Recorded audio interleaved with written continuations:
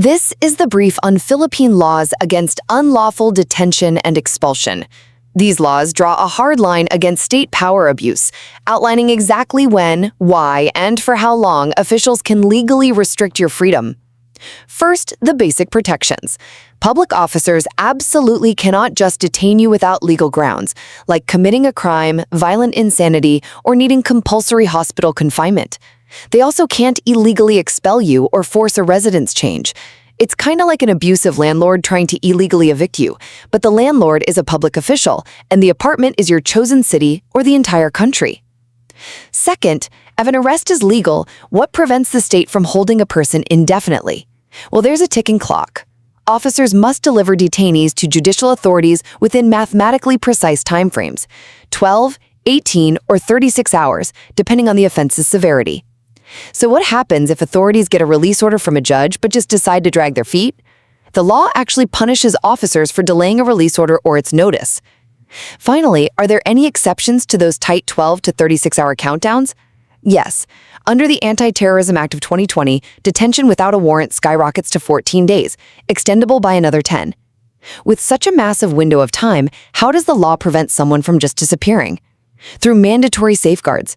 We're talking strict official logbooks, immediate judge notifications, a guaranteed right to counsel, and an absolute ban on torture, making coerced evidence completely inadmissible.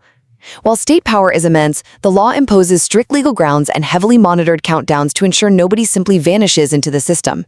Welcome to The Bounds of State Power, a diagnostic guide to crimes against fundamental laws. This video will navigate Articles 124 to 127 of the Revised Penal Code, as well as modern statutory exceptions, to clarify the limits of state authority concerning personal liberty.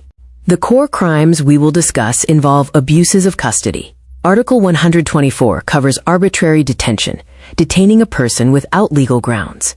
Article 125 addresses delay in delivery, detaining someone legally but failing to file charges within the prescribed time limits.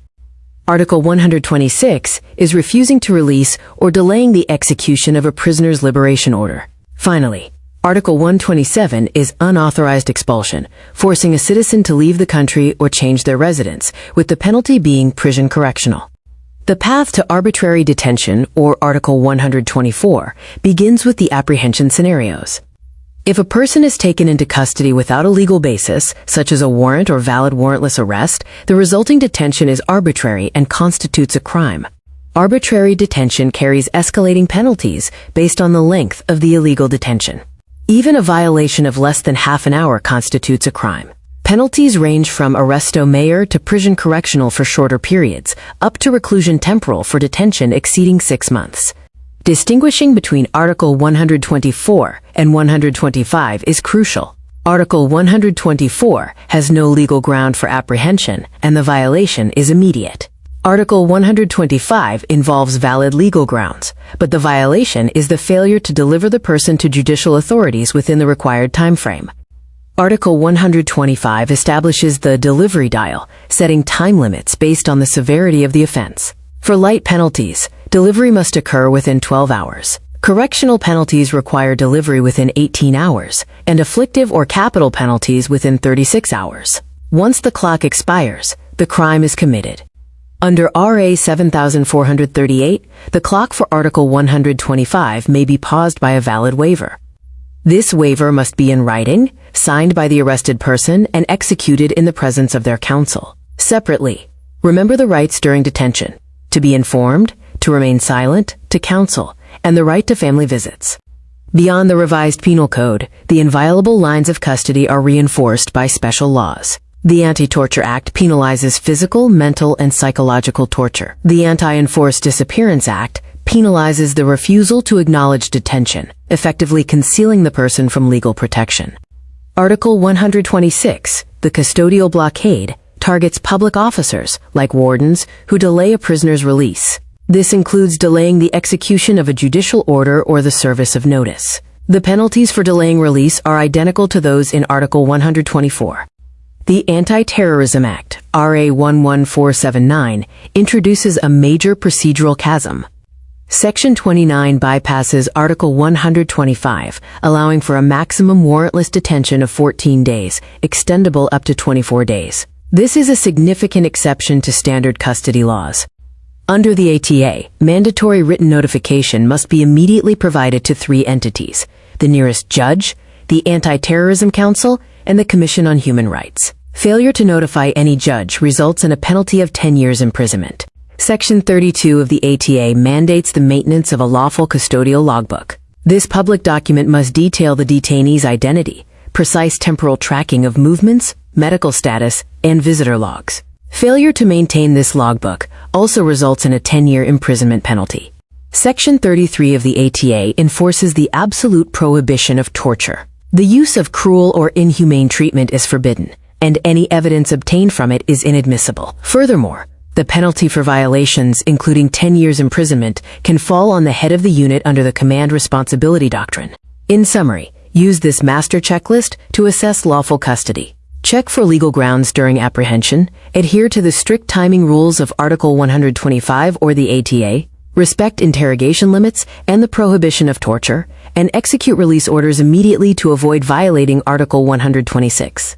Today, we're going to talk about something incredibly important: the laws that are actually in place to protect you from the misuse of government power. We're getting into your fundamental rights when your personal liberty is on the line. It's a pretty intense question, isn't it? But we have to ask it. When the state has the authority to take away your freedom, what's stopping that power from being abused?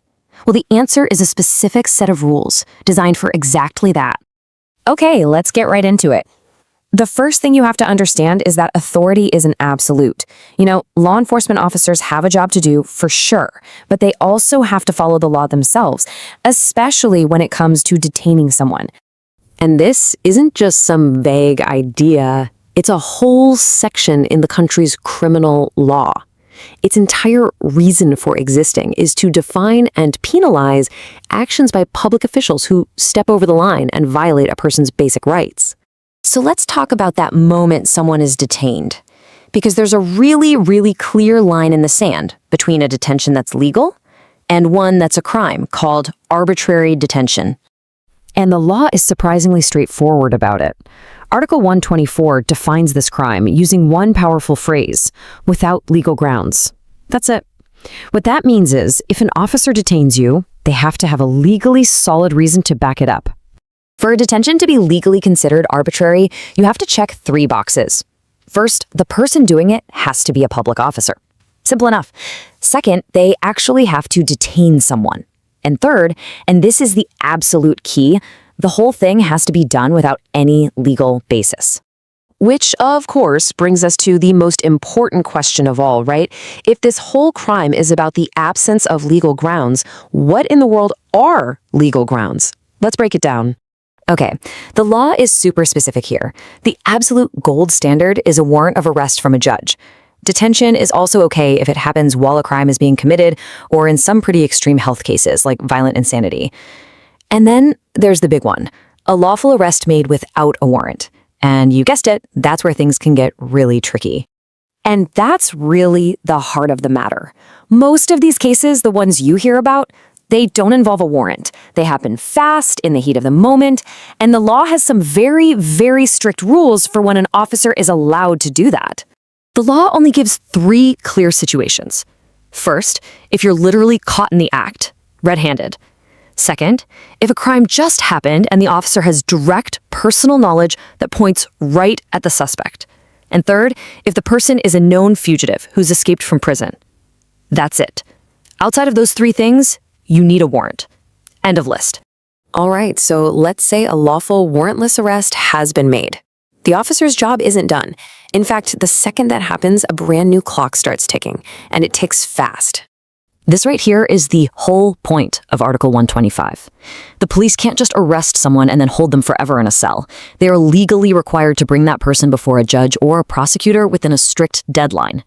It's a safeguard to make sure people don't just disappear into the system. And here are those deadlines. It all depends on how serious the crime is. For light offenses, it's 12 hours. For more serious ones, 18. And for the most severe crimes, the absolute maximum is 36 hours. If an officer misses that deadline, they themselves could be in a world of legal trouble.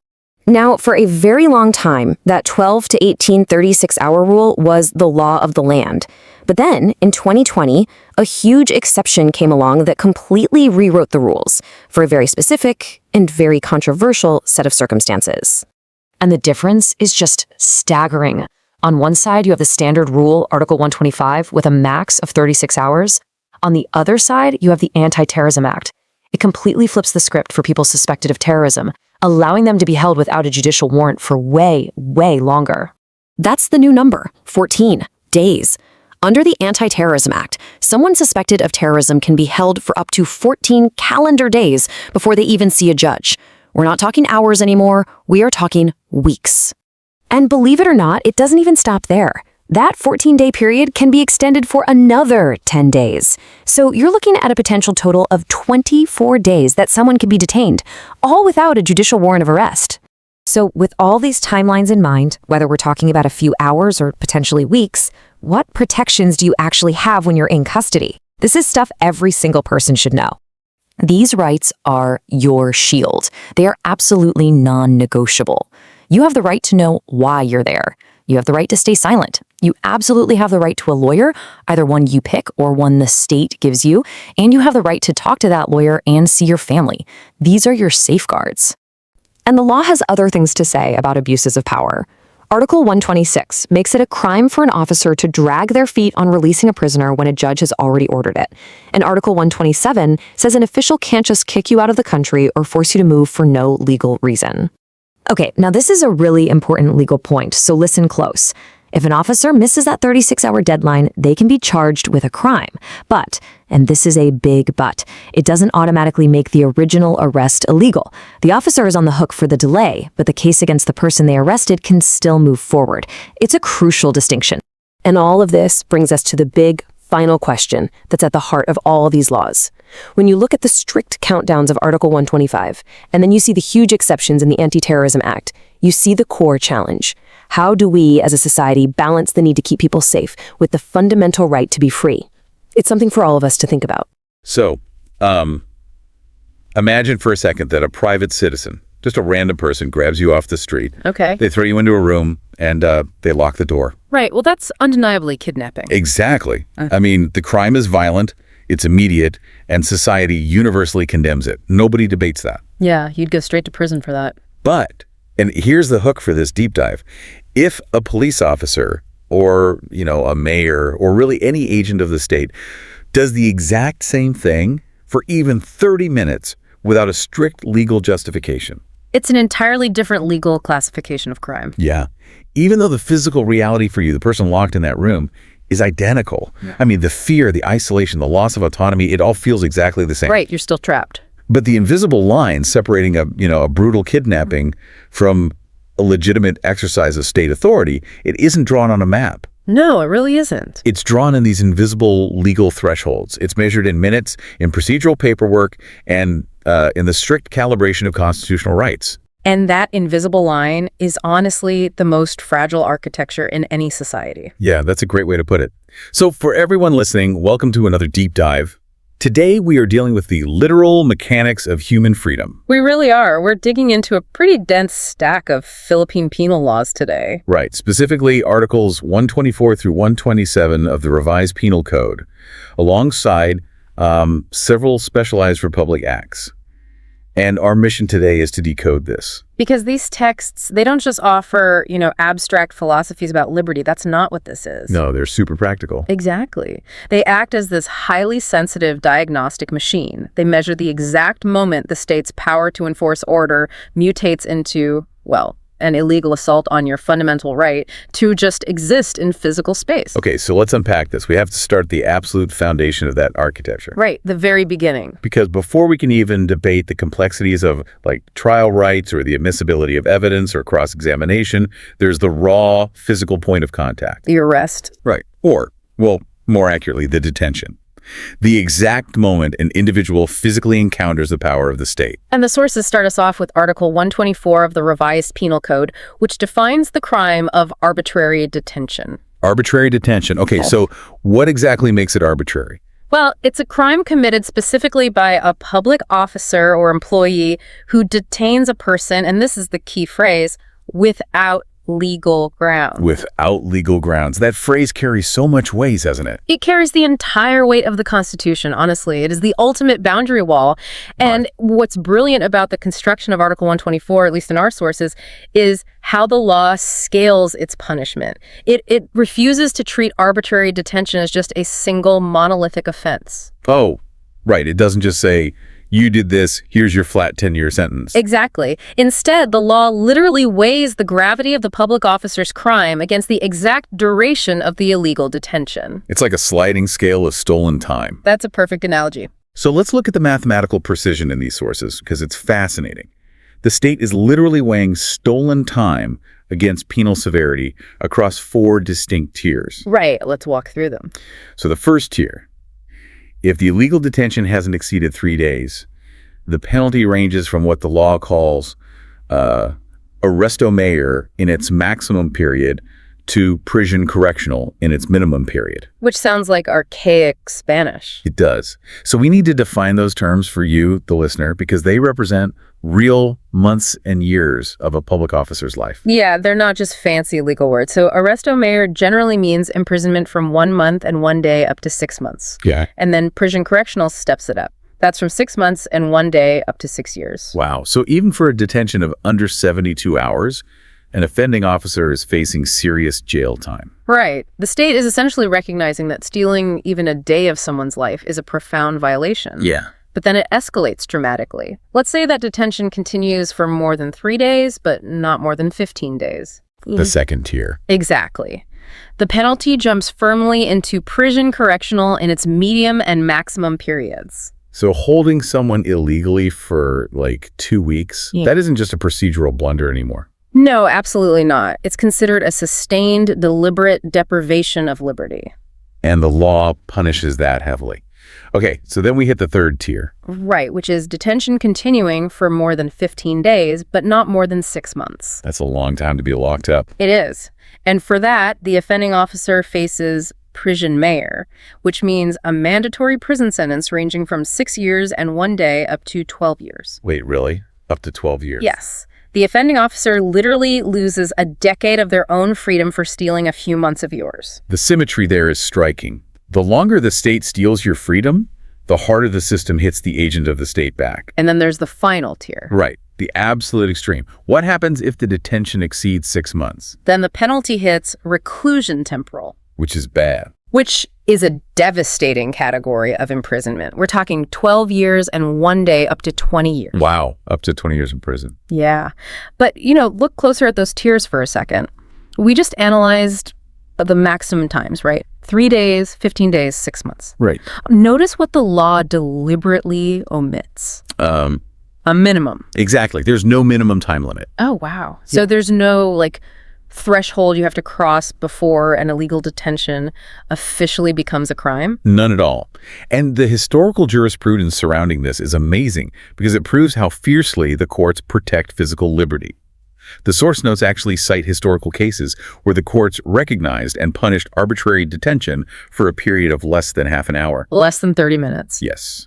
And another case recognized the crime for a detention lasting just a single hour. So think about the physical reality of that. A public officer cannot pull you into a holding cell for 20 minutes just to intimidate you or, to teach you a lesson and then claim no harm was done because you were home in time for dinner. Exactly. The state does not get a free trial period for violating your rights.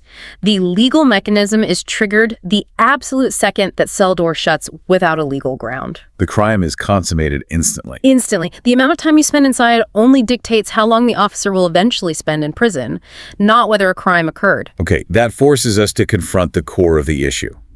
What actually constitutes a valid legal ground? Because clearly the police do arrest people legally. Right, of course. And the sources lay out a few absolutory causes. Basically, reasons why a public officer is totally justified in detaining you. The most obvious one being, of course, the commission of a crime. Yeah, if you were caught robbing a bank, the state obviously has a legal ground to physically stop you and hold you. Right. But the text lists two other grounds that honestly initially feel a little jarring to me. Oh, the medical ones? Yeah, it states an officer can detain someone for violent insanity or any other ailment requiring the compulsory confinement of the patient in a hospital. I know. Grouping mental health crises and medical ailments alongside criminal offenses seems really aggressive at first glance. It does, because we just established that arbitrary detention is essentially the state committing a kidnapping. So why on earth does the law elevate a medical ailment to the level of a criminal offense when it comes to justifying taking away someone's liberty? Well, this gets to the dual philosophical role of the state. We inherently view the state through the lens of punitive power, right? The enforcer of justice, catching the bad guys, punishing wrongdoing. Right, cops and robbers. But the state also operates under a massive overarching mandate called police power. And that isn't actually about police officers. It's about the state acting as the ultimate guardian of public safety, general welfare, and public health. Oh, okay, so the state temporarily swaps its enforcer hat for, like, a quarantine hat. Precisely. Think about it. If an individual is experiencing a state of violent insanity, they pose an immediate, unpredictable physical threat to themselves and to, the random people on the street around them. Right. So the state has a positive duty to intervene to prevent bloodshed. Exactly. And similarly, an ailment requiring compulsory confinement. Imagine an individual walking through a crowded airport terminal with a highly contagious, actively deadly respiratory virus. All right, like a severe outbreak scenario. Yeah. In that case, it requires the state to restrict the physical movement of that one individual to protect the entire broader population. In those extreme scenarios, the deprivation of liberty is purely protective, not punitive. Okay, that makes sense. But the text is very careful with its wording. It specifies an ailment requiring compulsory confinement. Yes, very important distinction. Because an overzealous public officer can't just mandate a quarantine because you have the severe cough or the common flu. The threshold demands an extreme, documented public health necessity. Right. The mechanism requires immediate danger to the public fabric. Otherwise, it defaults right back to arbitrary detention and the officer goes to jail. Okay, now, coming back to the criminal aspect, which is the most frequent battleground for these laws. The most common cause of arbitrary detention analyzed in our sources is the warrantless arrest. Yes. This is the absolute apex of the tension between state power and individual rights. Because there's no paperwork yet? Exactly. A judge hasn't reviewed any evidence. A neutral arbiter hasn't signed a piece of paper. It is just an agent of the state out in the field deciding to take away your freedom based on their own immediate assessment. Which is why, according to the sources, a warrantless arrest is strictly construed. It's a massive exception to the normal rule, and it's only legally valid in 3 incredibly narrow scenarios. Very narrow. And if you fall outside those 3 scenarios, the officer commits a crime. So let's look at those. Yeah. Scenario 1 is the most clear-cut. The person to be arrested is actually committing or is attempting to commit an offense in the presence of the arresting officer. Right, the classic caught red-handed situation. Yeah. The legal term is in flagrante delicto. And the key phrase there is in the presence. The officer's own senses must be engaged. They have to literally see you swing the crowbar or hear the gunshot and see you holding the smoking weapon. If they witness the crime unfolding right in front of them, the law recognizes that waiting to find a judge to sign a warrant would be absurd. Yeah. I mean, the delay would just allow the crime to be completed or the suspect to run away. Exactly. Now, scenario 2 introduces a bit more friction. This is when an offense has, in fact, just been committed, and the arresting officer has personal knowledge of facts indicating that the person to be arrested has committed it. We usually call this hot pursuit, right? Yeah, hot pursuit. But notice the immense weight the law places on the words personal knowledge of facts. Right, personal knowledge. This is where a lot of arrests actually fail and become arbitrary detention. Personal knowledge cannot be a hunch. It can't be a gut feeling. No, it cannot be an anonymous tip called into the station. It cannot be, oh, they looked suspicious running away. The sources specifically mention a famous Supreme Court case about this to highlight how strict it is. Yeah, that case is a perfect illustration of how strictly the courts police this boundary. In that scenario, authorities arrested a man based primarily on confidential information, basically a tip. Okay. The police didn't see him commit the crime, And they didn't have tangible, direct evidence gathered through their own immediate investigation before they put their hands on him. So what happened? The Supreme Court totally dismantled that arrest. They ruled that an anonymous tip or hearsay does not, under any circumstance, constitute personal knowledge of facts. The officer must have actual physical facts connecting the suspect to the crime that just happened. So the law demands that the officer's certainty is grounded in immediate verifiable reality, not rumors. Exactly. And the third scenario is the most administrative. Right, the fugitive clause. The person to be arrested is a prisoner who has escaped from a penal establishment or temporary confinement, or they're actively escaping while being transferred. Yeah, because they were already legally deprived of their liberty by a court, and they broke that custody. So if you fit perfectly into one of those three extremely narrow buckets, the warrantless arrest is lawful. The officer has a valid legal ground. Yep. But if you do not fit into those buckets, and an officer detains you anyway, the wall comes down on them. They have committed a crime under Article 124. That's right. Now, the expert notes highlight a nuance in this text that genuinely caught me off guard. Oh, about intent. Yes.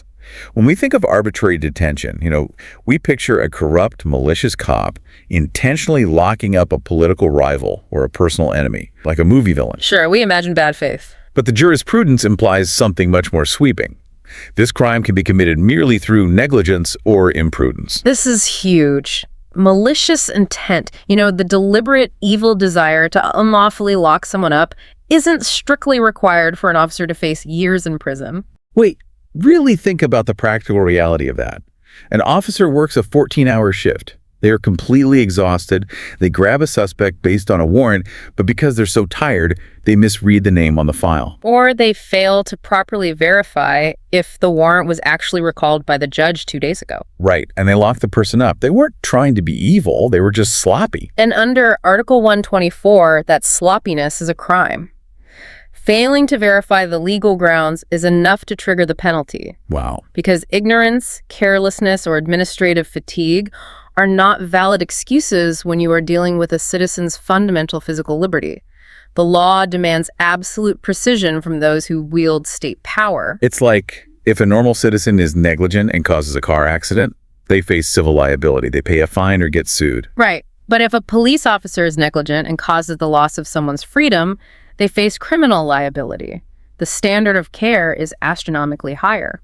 Okay, so we have built the foundation here. Yeah. Article 124 is the shield protecting you from being randomly snatched off the street. But let's flip the scenario. What happens if the arrest is perfectly legal? Like you actually did commit the crime in the presence of the officer. They caught you red-handed. The state has a completely valid, unassailable legal ground to hold you. Okay, I see where you're going. Does the executive branch just get to keep you in a holding cell indefinitely while they figure out what to do with you? Absolutely not. This is where the legal architecture shifts from examining the justification for the arrest to aggressively monitoring the duration of the custody. Right. We move from the rules of Article 124 to the relentless math of Article 125. Delay in the delivery of detained persons to the proper judicial authorities. The ticking clock. The ultimate constitutional stopwatch. Article 125 penalizes public officers who lawfully detain someone, but then fail to deliver them to the judicial branch within a mathematically strict timeline. And just like the penalties we discussed earlier, this clock scales based on the severity of the suspected crime. Yes, it does. The time frames outlined in the source are incredibly tight. Honestly, almost anxiety-inducing from an administrative perspective. For crimes or offenses punishable by light penalties, so think minor infractions, small-scale vandalism, the officer has exactly 12 hours. 12 hours, that's it. For crimes punishable by correctional penalties, so moderate offenses like mid-level theft or assault, they have 18 hours. Right. And for crimes punishable by afflictive or capital penalties, the most heinous crimes like murder or massive fraud, they have a maximum of 36 hours. 12, 18, and 36 hours. That is the entire window of time the executive branch, meaning the police, has to justify holding a citizen without a judge's explicit order. But we need to clarify what the law actually means by delivery. Because I think the cinematic image in everyone's head is an officer frantically driving a suspect in a squad car, racing to physically drop them off on the steps of a courthouse before a giant clock strikes zero. Yeah, it's a super common misconception, but delivery in the eyes of the law is procedural, not physical. Right, the text clarifies this mechanism. Delivery is legally deemed complied with upon the filing of a complaint or information with the proper judicial authorities. It's about the paperwork crossing the prosecutor's or the judge's desk. It is the legal handover of jurisdiction. The physical body of the suspect can stay in the holding cell, but legally, control over their fate has been transferred to the courts. But there's a terrifying caveat for law enforcement here.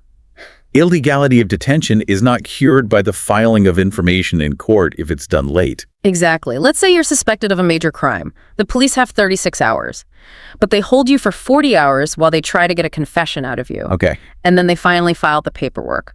The fact that they eventually filed the complaint does not magically erase the violation. The officer is still criminally liable for that 4-hour delay. Because the damage to your constitutional liberty was inflicted during those 4 hours and the law remembers it. It never forgets. Okay, I have to play devil's advocate here and push back on the sheer practicality of this math. Go for it. Let's assume the arrest is entirely legal and we're dealing with a complex, serious crime, an afflictive penalty scenario, so a murder or a sprawling conspiracy. Why is the state forcing such a sudden, rigid 36-hour stopwatch on its own investigators? Because it seems too short. Yeah, isn't 36 hours an incredibly tight, almost unreasonable window for police to secure a crime scene, gather forensic evidence, interview multiple hostile witnesses, and build a full, airtight case to present to a prosecutor?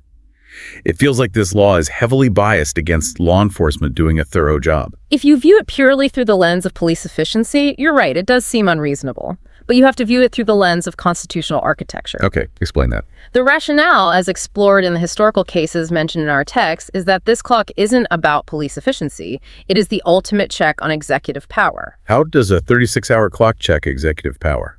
It forces a separation of powers in real time.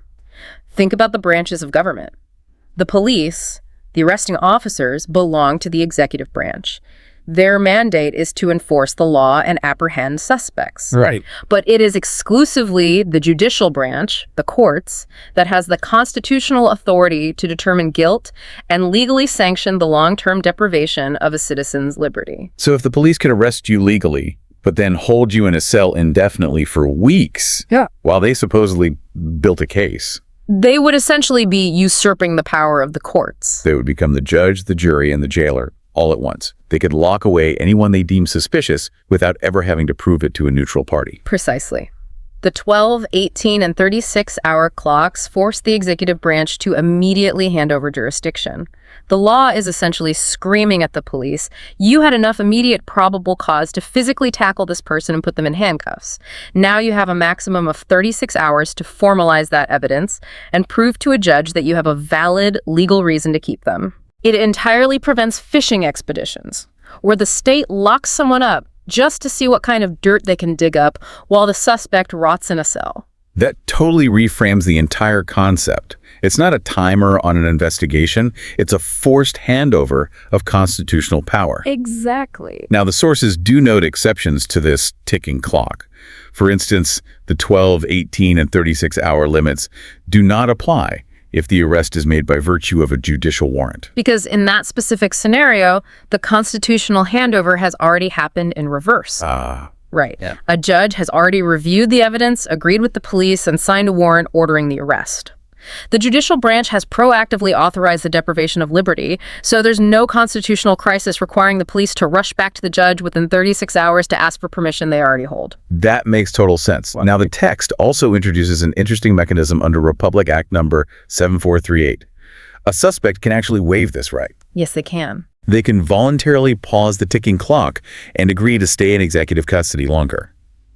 But the requirements for a valid waiver are incredibly stringent. They have to be. It must be in writing, it must be signed by the person arrested, and crucially, it must be executed in the actual presence of their counsel. Right, because the state is deeply aware that a person sitting in a police interrogation room is in an incredibly vulnerable, asymmetrical power dynamic. It's terrifying. A terrified suspect might sign away their rights or confess to anything just to make the immediate pressure stop. So the law mandates that a lawyer must be physically standing right there to ensure the waiver is truly voluntary and that the suspect genuinely understands they are giving the police more time to build a case against them.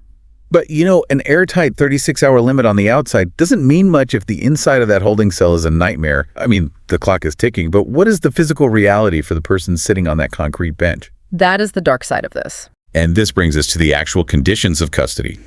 We are looking at the shield in the shadows, basically.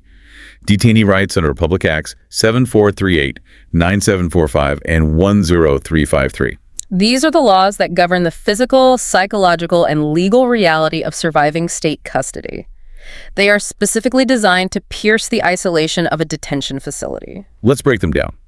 Republic Act 7438 guarantees specific, undeniable rights the absolute moment a person is detained. Right. First, the right to be informed the cause of detention. You have a fundamental right to know exactly why the state has put you in a cage. Yes. Second, the right to competent and independent counsel, preferably of your own choice. And third, the right to visits. And the law is extremely deliberate about who is allowed to visit. It doesn't just say family, right? Yeah. The text specifies immediate family, medical doctors, priests, or religious ministers, and crucially, non-governmental organizations duly accredited by the Commission on Human Rights or international NGOs accredited by the Office of the President. And that broad, specific list is a defensive mechanism. It is not about providing the detainee with emotional comfort. It is about forcing visibility. I look at it this way. A police holding cell is essentially a black box created by the state. A black box, yeah. Once you are pushed inside and the door locks, the outside world loses all visibility. The state has total control over your environment, your information, and your physical body. These specific rights, like the mandate to allow a lawyer, an independent doctor, or a human rights NGO inside that cell, they're the legal crowbar that forces that black box open to outside observers. That is exactly how it functions, because historically and tragically practically, we know what can happen when that black box stays shut and the state operates in the dark. Yeah, and our sources do not shy away from the horrific potential of unchecked state power. The material explicitly mandates severe penalties for extreme violations under two very heavy pieces of legislation. First, Republic Act 9745, the Anti-Torture Act. It categorically forbids and penalizes physical, mental, and psychological torture, as well as other cruel, inhuman, and degrading treatment by persons in authority. And it is so vital that the law recognizes psychological torture. Breaking a person's mind through sleep deprivation, solitary confinement, or threats to their family is treated with the exact same legal severity as breaking their bones. And second, there's Republic Act 10353, which defines and criminalizes enforced or involuntary disappearances. This law takes aim at one of the most terrifying concepts in modern history. The source defines it chillingly clearly. An enforced disappearance is when state agents or people acting with the authorization or support of the state arrest or abduct someone and then follow that action by refusing to acknowledge the deprivation of liberty or by actively concealing the fate or whereabouts of the disappeared person. The terror of an enforced disappearance is that it places the individual entirely outside the protection of the law. They are not a prisoner with rights. They simply cease to exist in the legal system. The state just erases them. This is horrifying. It really is. So these severe laws, RA 9745 and 10353, they exist as the ultimate unforgiving backstops. They ensure that the 36-hour holding period under Article 125 doesn't secretly become a 36-hour window for brutality, coercion, or total erasure. Okay, let's test the mechanics of this with a practical hypothetical based on the text. The law requires a lawyer to be present for a waiver and guarantees the absolute right to confer with counsel at any time. Right. But reality is messy. Let's say the police execute a completely lawful hot pursuit arrest at 3:00 a.m. on a Sunday. Okay, 3:00 a.m. The suspect is brought to the station. The 18-hour clock is ticking down fast. The police want to interrogate the suspect immediately to find, stolen goods before they're moved. Makes sense. But the suspect asks for a lawyer, and no lawyer is answering their phone at 3:00 a.m. The suspect can't afford one anyway. Does the entire investigative system just grind to a halt because of a scheduling conflict? Yes, it absolutely grinds to a halt. And this reveals a brilliant, specific mechanism in Section 3 of RA 7438.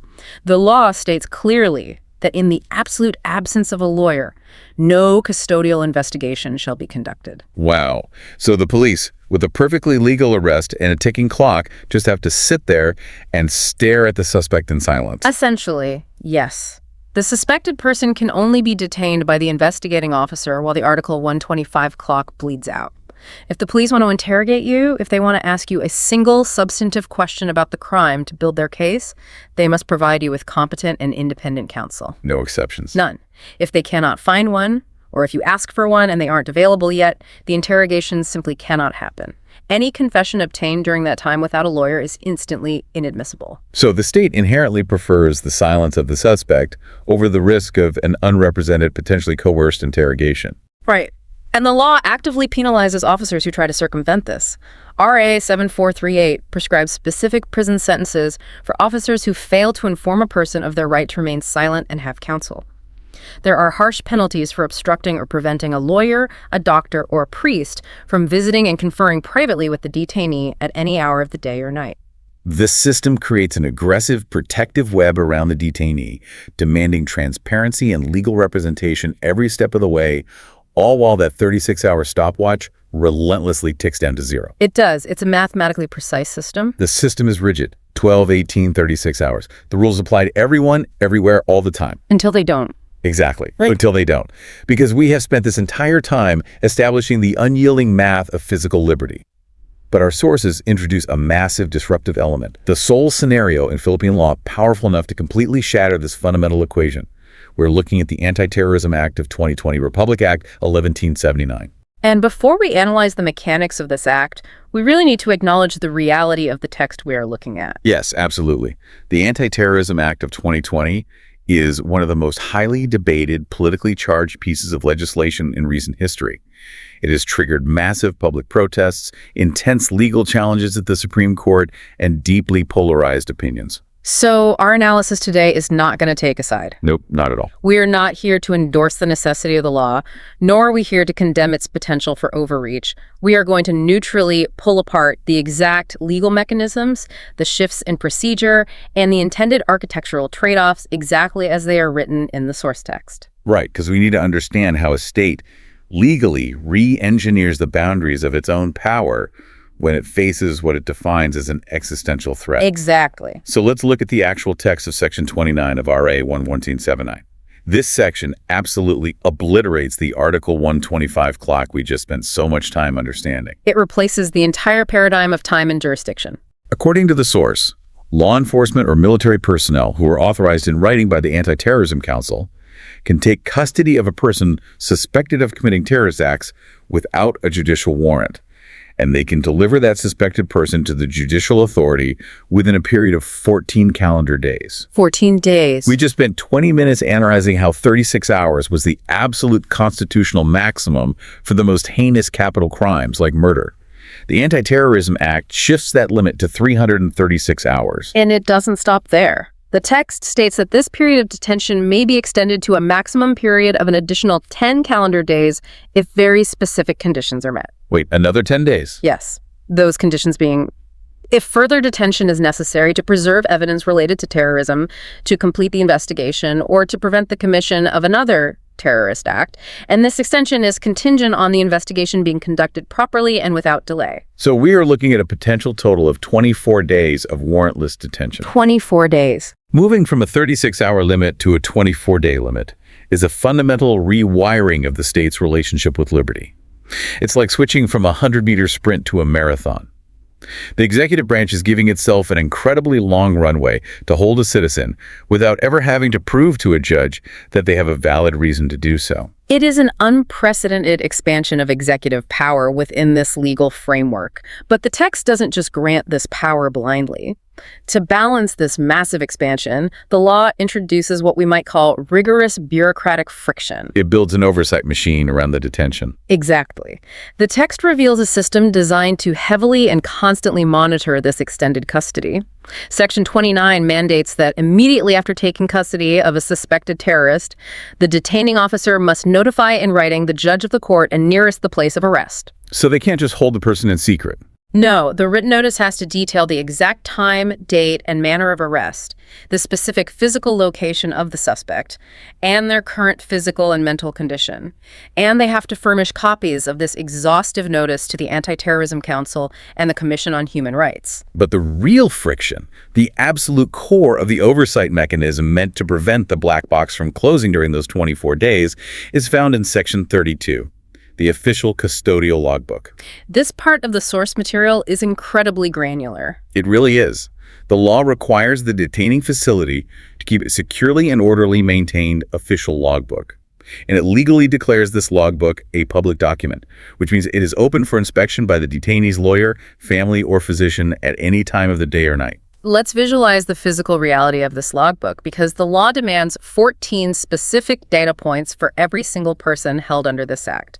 It is an exhaustive minute-by-minute tracking system. It tracks the obvious baselines: name, address, the exact date and time of initial admission to the facility. But the medical tracking is what really stands out to me.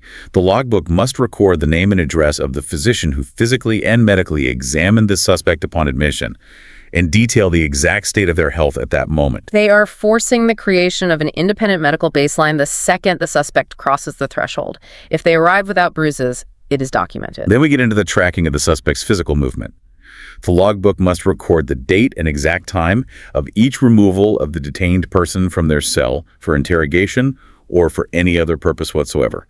And it must record the date and exact time of their return to the cell. Every single minute they spend outside that concrete room is tracked and accounted for. But the most striking mechanism is the medical requirements surrounding the interrogations.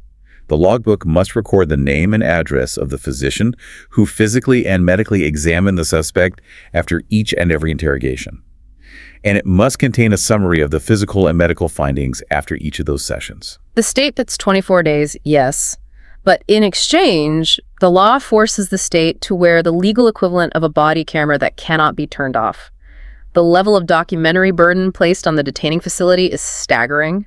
Imagine the logistics. Every single time a detective wants to ask the suspect a question, a doctor has to be brought in to examine the suspect before they go back to their cell. That's intense. If the interrogation happens at 2:08 a.m., the doctor examines them at 4 a.m. Right. It also requires logging the names, addresses, and exact times of every single visit from family, every single request to see a lawyer, and the exact arrival and departure times of that legal counsel. It is an architectural attempt to create total, undeniable visibility within an exceptionally long, highly vulnerable period of state custody. But, I have to push back on the reality of human behavior here. Okay. Given the sheer length of time, up to 24 days, are these strict reporting rules genuinely enough to deter abuse? We know that paperwork can be forged, logbooks can be filled out after the fact, a corrupt guard can easily write down a fake time, or a compliant doctor can sign off on a clean bill of health while a suspect is secretly suffering from psychological torture. Does the law actually have teeth to enforce this logbook, or is it just administrative theater? That is the central tension of the Anti-Terrorism Act. And to prevent the logbook from becoming theater, the law attaches devastating penalties to these safeguards. Under Section 29, an officer who fails to notify the judge immediately faces a penalty of 10 years imprisonment. 10 years just for missing a notification requirement. Wow. And the same massive penalty applies to the paperwork. Section 32 explicitly states that failing to keep the official logbook properly or omitting required entries results in imprisonment of 10 years. The guard who fakes a time entry is risking a decade of their life. Exactly.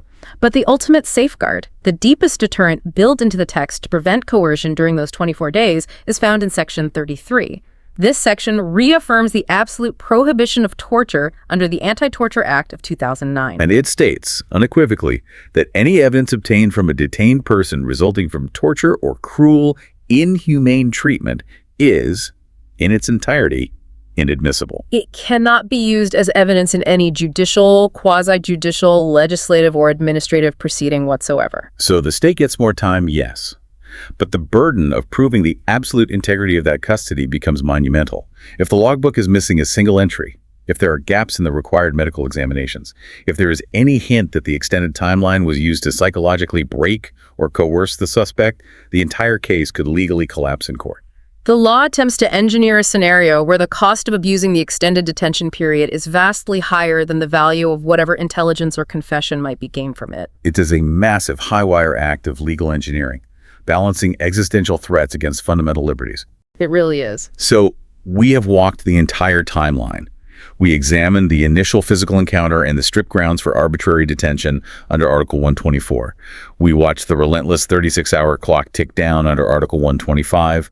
We explored the rights in medical logbooks acting as a shield inside the cell. But, every timeline has an end. What happens when the ordeal is legally over? Or, conversely, what happens when the state decides to bypass the entire concept of detention and simply forces you to leave? Right. We arrive at the final thresholds of state power. We are looking at delaying release and expulsion, governed by Articles 126 and 127 of the Revised Penal Code. Let's start with Article 126, delaying release. This is a fascinating, almost cruel inversion of what we discussed earlier. Earlier, we were talking about police officers holding someone before the judicial branch gets involved. Article 126 is about what happens after the judicial branch has done its job and declared you free. According to the text, this article imposes penalties on public officers, most likely wardens, jailers, or administrative staff, who delay the performance of a judicial or executive order for the release of a prisoner. It also penalizes those who unduly delay serving the notice of that release order to the prisoner, or who intentionally drag their feet processing the proceedings for liberation. The psychological cruelty of Article 126 is hard to overstate. Imagine the absolute nightmare of this scenario. You have been arrested. You've sat in a concrete cell. You have gone through the terrifying ordeal of a trial, and a judge has finally legally cleared you. Signed the release order. Exactly. You are officially, legally a free person again, but you remain locked in a cage staring at the bars simply because a warden left the paperwork on their desk to go to lunch, or because an administrator maliciously decides to take 3 days to process your exit. It is the ultimate manifestation of administrative violence. The system has recognized your innocence, but the bureaucracy continues to punish your physical body. And the text recognizes that violence. It notes that the penalties for delaying release are the exact same as the penalties for arbitrary detention under Article 124. Oh, the sliding scale of stolen time applies here too. Yes, it does. The law treats delaying a lawful release with the exact same severity as a police officer locking an innocent person up without cause in the first place. Because the end result is absolutely identical. The illegitimate, forcible deprivation of physical liberty by an agent of the state. It doesn't matter if you are trapped by a lack of a warrant or a lack of a processed exit slip. You are still trapped. Exactly. Then we turn the page to the very last piece of our source material, Article 127, expulsion. This one feels radically different from the rest of the text. It penalizes any public officer who, without legal authority, expels any person from the Philippines or compels a person to change their residence. It is a brief section of text, but the historical and legal implications are massive. On the surface, delaying a prisoner's release from a jail cell under Article 126 and compelling someone to change their residence or leave the country under Article 127 seem like totally distinct, unrelated concepts. One is about keeping someone locked inside a tiny room, and the other is about kicking them out into the world. Why does the legal architecture group these together as crimes against fundamental laws? Because if you synthesize the philosophy behind these two laws, you realize they are both abuses of the exact same concept. Spatial control. Spatial control. Yes. Liberty isn't just defined as the absence of handcuffs. It is fundamentally about your constitutional right to freely exist in and move through physical space. Article 126, delaying release, is the illegal act of keeping you where you shouldn't be. The state is using its power to trap you in a defined space that you have.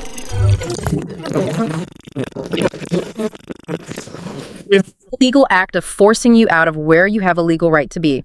To understand the gravity of this, look at the famous historical case mentioned in the notes from 1918. Tell me about that case, because it perfectly illustrates this concept. So the year was 1918. The powerful mayor of Manila wanted to eradicate the city's red light district. But instead of prosecuting individuals through the court system, he utilized his executive power to bypass the law entirely. Under the cover of night, without any warrants, laws, or court orders, the mayor ordered the police to round up roughly 170 women from the district. He forced them onto steamships and physically deported them to another island in the south to work as laborers. He just scooped them up and exiled them to another island. Yes. He didn't put them in a jail cell in Manila, but he used the terrifying weight of state power to dictate exactly where they were allowed to physically exist. The Supreme Court slammed the mayor in a landmark decision. They ruled that no official, not even the chief executive of a city or a nation, has the arbitrary power to force a citizen to change their domicile without due process of law. So both Article 126 and Article 127 represent the state illegitimately using its power to override an individual's autonomy over their own physical location in the universe. Whether they are locking you in a concrete room or banning you from your own home, they are stealing your geography. Stealing your geography is an incredibly powerful way to frame it, and that concept really brings this entire deep dive full circle. We started out trying to map the murky, invisible lines of legal freedom, looking back at the massive stack of sources we've unpacked, from the sliding scales of Article 124 to the 24-day logbooks of the terror law. It is clear that this legal architecture isn't just a simple list of things the police can't do. It is a highly calibrated, deeply paranoid system. It defends your physical liberty by defining exact mathematical limits on time, down to the 12, 18, and 36-hour markers. It demands absolute transparency, forcibly turning the holding cell from a dark black box into a fiercely monitored space through the mandated presence of independent counsel, doctors, and exhaustive public logbooks. And it aggressively, mathematically, punishes state actors who cross these invisible lines, whether they arrest you because they were sloppy, hold you 4 hours too long, delay your rightful release because of lazy paperwork, or physically force you from your home. And this matters to you, the listener, right now, because these aren't abstract academic concepts. These specific legal texts are the literal functional mechanics separating a free society from one where people can be taken without reason, held indefinitely in the dark, or erased from their homes without consequence. The strict calibration of these laws is the measure of your freedom. But as we wrap up today, I want to leave you with a final lingering thought. A question to mull over after we sign off. Because the landscape of state power is always shifting. It is. We have spent this entire deep dive talking deeply about physical space. We measure liberty by hours spent in a concrete cell. We protect that liberty with physical logbooks, physical doctor's exams, and the requirement of physical paper warrants. But how will these rigid, purely physical protections hold up in the future? It forces us to question the very nature of detention itself as technology evolves. Exactly. If the state utilizes advanced predictive policing or, algorithmically restricts your ability to travel, access your bank funds, or participate in society based entirely on your digital footprint, if they can effectively trap you in a digital cage without ever physically laying a hand on you, without ever moving your body into a cell, are you still detained? And how will this ancient physical legal architecture adapt to measure and punish a loss of liberty that has no walls? Think about that. Until next time. Welcome to the debate. Imagine handcuffs locking around your wrists. At that exact second, an invisible stopwatch starts ticking in the background. In a normal arrest, the state is suddenly racing against that clock. Right. The clock starts instantly. Instantly. And they have maybe 12, 18, or, at most 36 hours to prove to a judge exactly why you shouldn't just walk free. But what happens when the state takes that urgent stopwatch and replaces it with a calendar? Yeah. And that is the moment everything changes. Because when a 36-hour maximum suddenly becomes 14 days or even 24 days, you aren't just giving law enforcement more time. The sheer duration of that prolonged holding period, it fundamentally changes the psychological and really the physical reality of the custody itself. Which is precisely the intersection we're exploring today. We're looking at the legal framework governing state detention, specifically analyzing the delicate balance between, on one hand, protecting fundamental civil liberties, and on the other, addressing incredibly complex national security threats. Yeah, the really tough systemic threats. Exactly. So the central question we are debating is this. Do the extended, warrantless detention provisions found in modern anti-terrorism laws fatally compromise the strict protections against arbitrary detention established in our foundational penal code? And this discussion, it emerges directly from the source material. We're juxtaposing the strict, fast-paced timelines of the Revised Penal Code with the highly specialized procedures of the Anti-Terrorism Act of 2020. Right, Republic Act 11479. Yes, RA 11479, alongside laws designed to prevent torture and enforce disappearances. And, just to put my cards on the table right away, I represent the perspective that statutory exceptions for terrorism fundamentally undermine the core protections against arbitrary detention. I believe that allowing the state to hold someone for weeks without a warrant, it shatters the protective shield that our baseline laws were specifically designed to guarantee. And I hold the opposing view, which is that the legal framework actually maintains robust, highly accountable protections against state overreach, even in these national security contexts. Okay. And it does this by substituting immediate judicial delivery, with an interlocking web of mandatory oversight and severe penalties. Let's start by looking at the baseline rulebook for police work, the Revised Penal Code, specifically Articles 124 through 127.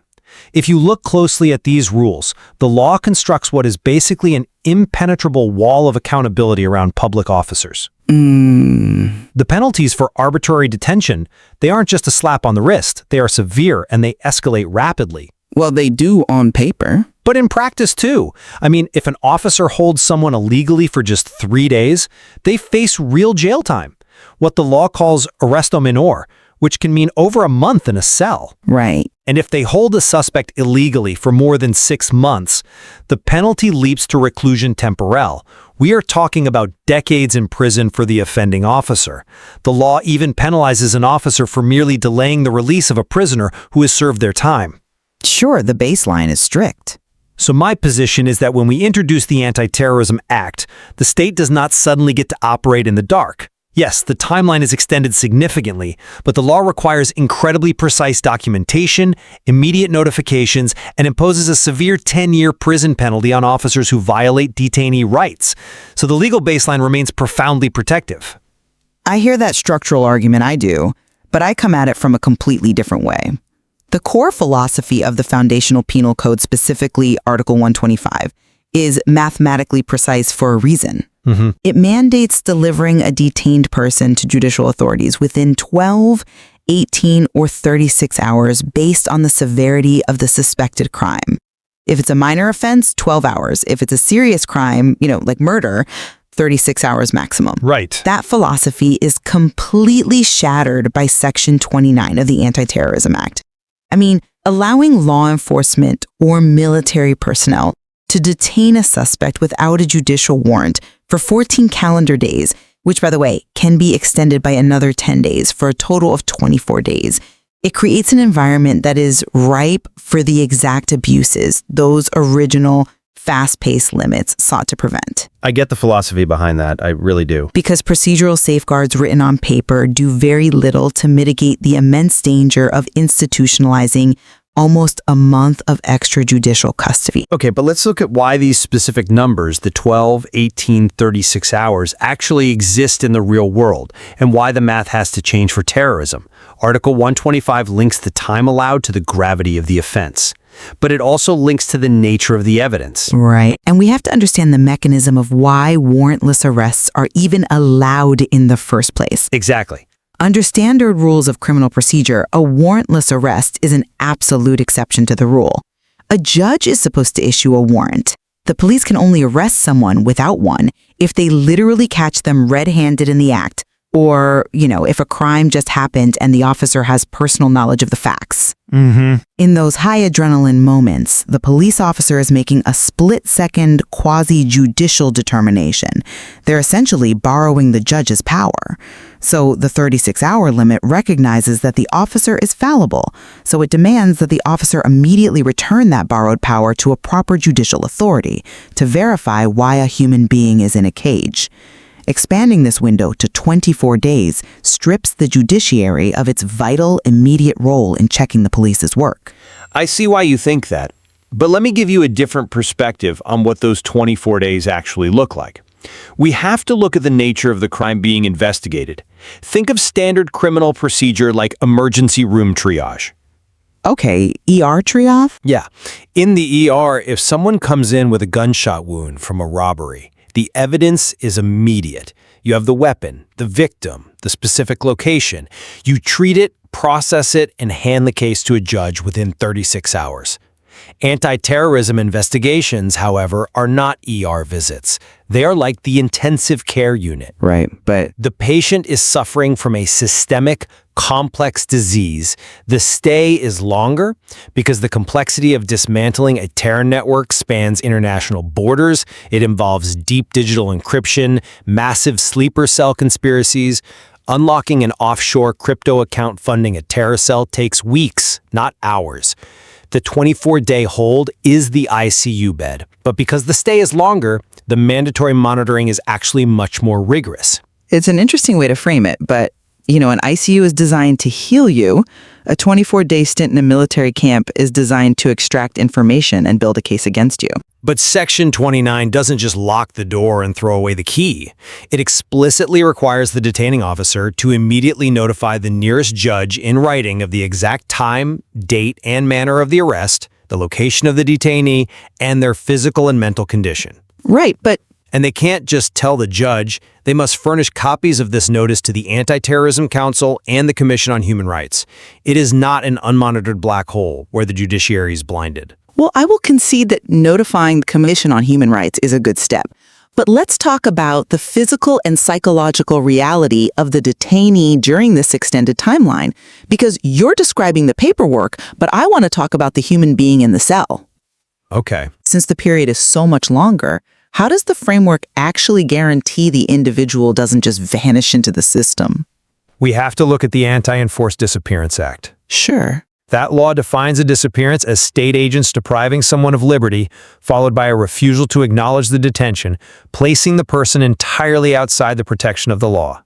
Holding someone for over 3 weeks without a formal court appearance flirts incredibly dangerously with this definition.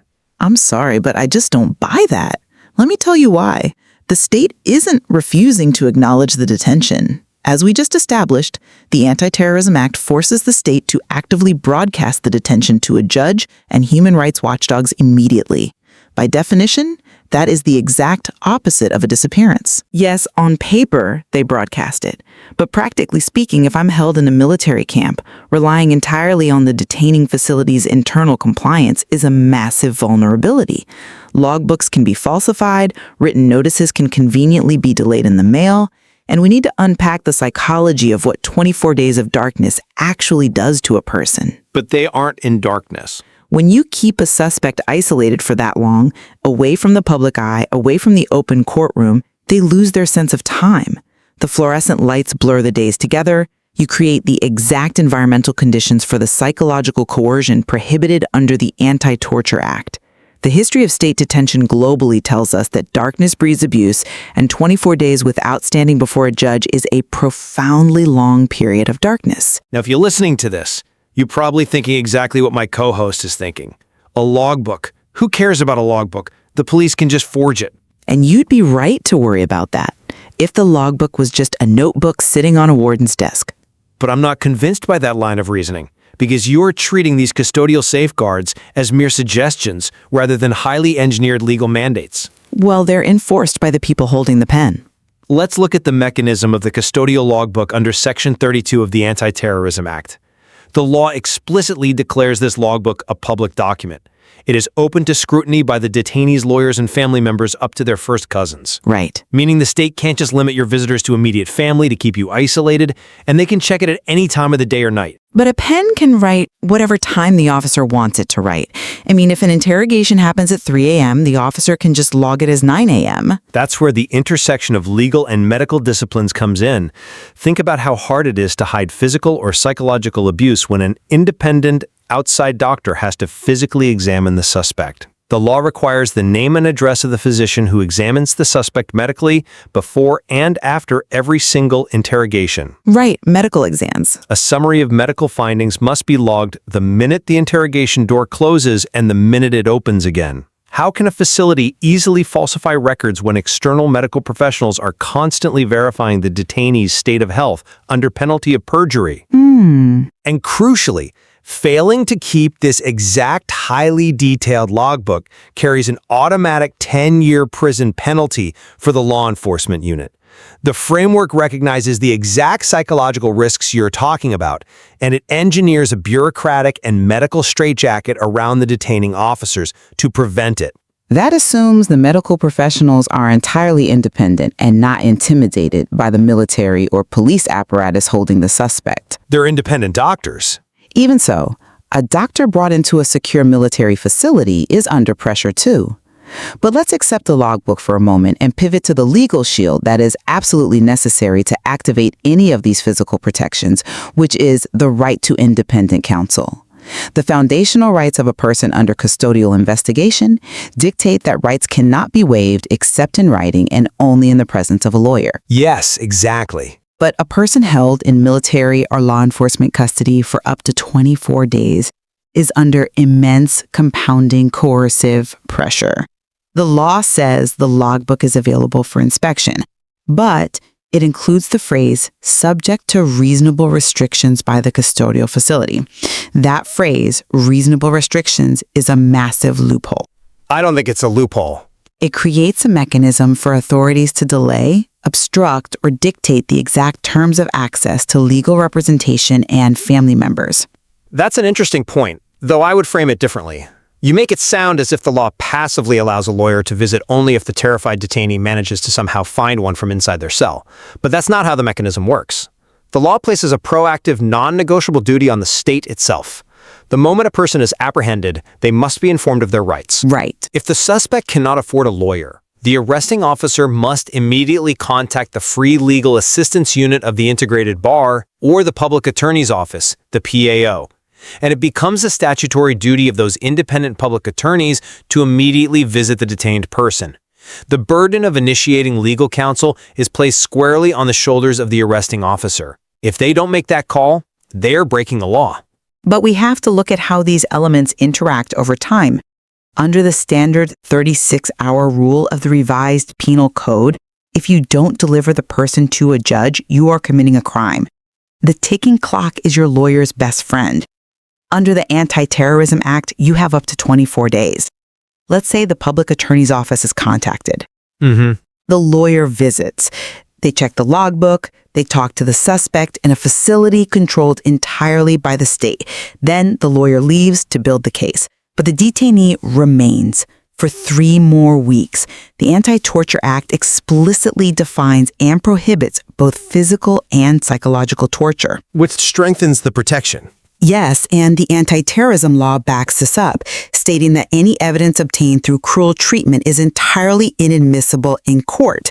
But let's be real, inadmissibility at a future trial is cold comfort to a human being currently enduring coercion on day 15 of a 24-day detention.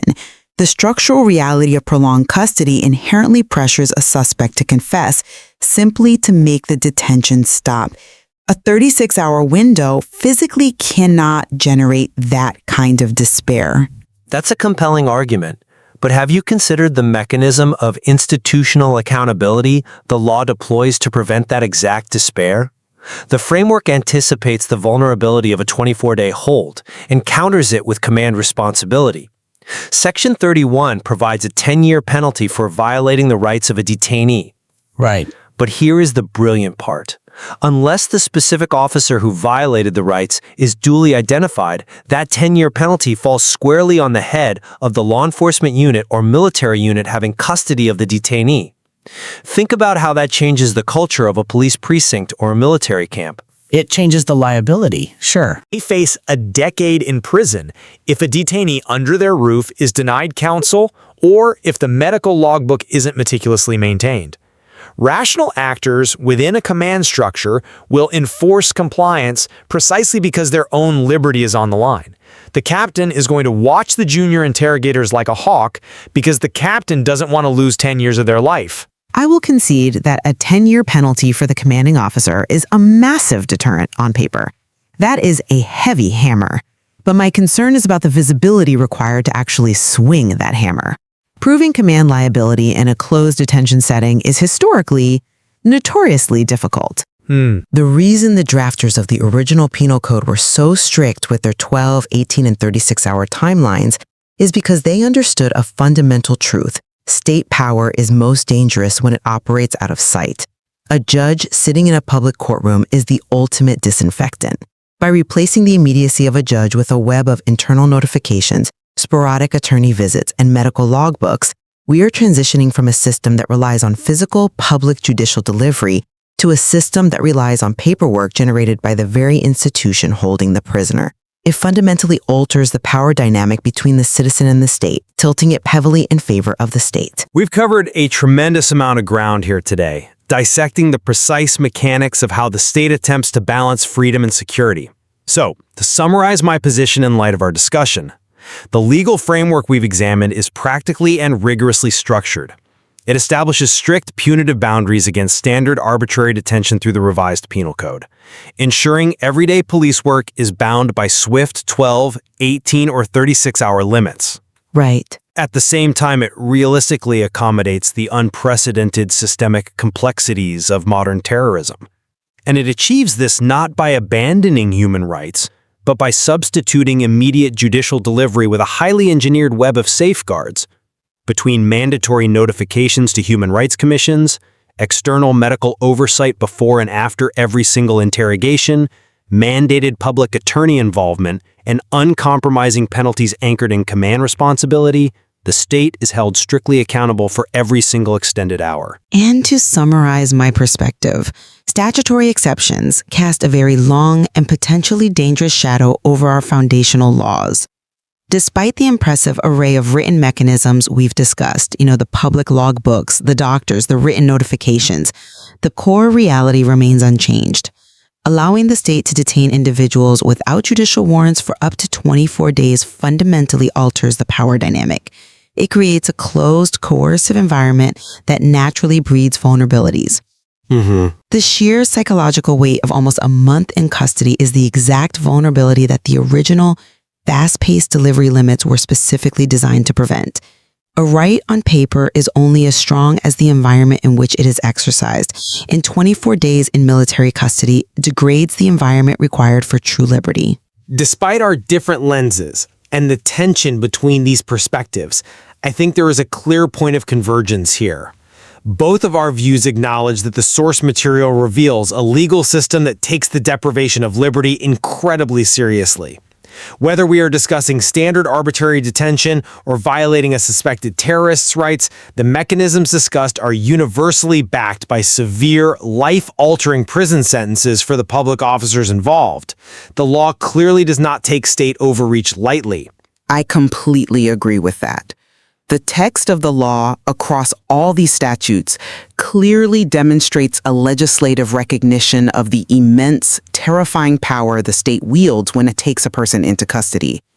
The severity of the penalties reflects a deep understanding of the gravity of the stakes involved. Exploring the intersection of the Revised Penal Code and specialized statutes like the Anti-Terrorism Act reveals the ongoing, deeply complex societal struggle to balance freedom and security.